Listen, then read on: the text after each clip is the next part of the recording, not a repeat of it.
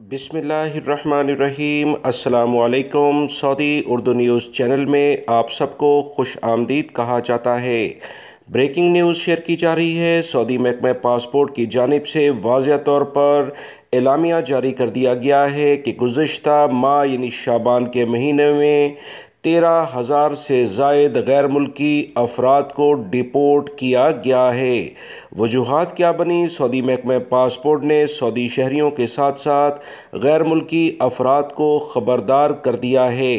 Saudi महकमा passport की जानिब से यानी महकमा जवाज़ात की जानिब से कहा गया है कि माह शाबान 1443 में 13,600 से ज़ायद गैर मुल्की अफराद को डिपोर्ट किया गया और बहुत सारे सऊदी शहरियों के पासपोर्ट को भी ब्लॉक किया गया कि वो सऊदी अरब से बाहर सफ़र ना कर सकें।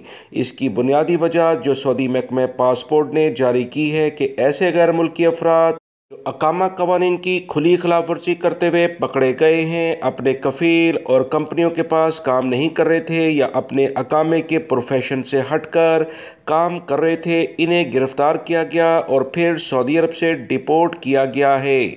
सऊदी महकमा पासपोर्ट ने ऐसे गैर मुल्की अफराद के साथ साथ सऊदी शहरियों के ख़िलाफ़ भी कार्रवाई की जो ट्रांसपोर्टेशन या रिहाइश की सहूलियात या मुलाजमत की सहूलियात ऐसे गैर मुल्की अफराद को दे रहे थे जो कि सऊदी अरब में गैर कानूनी तौर पर मौजूद थे। इनके पासपोर्ट्स को भी ब्लॉक किया गया ताकि बैरून मुल्क सफ़र के लिए कुछ अरसा पाबंदी लगाई जाए।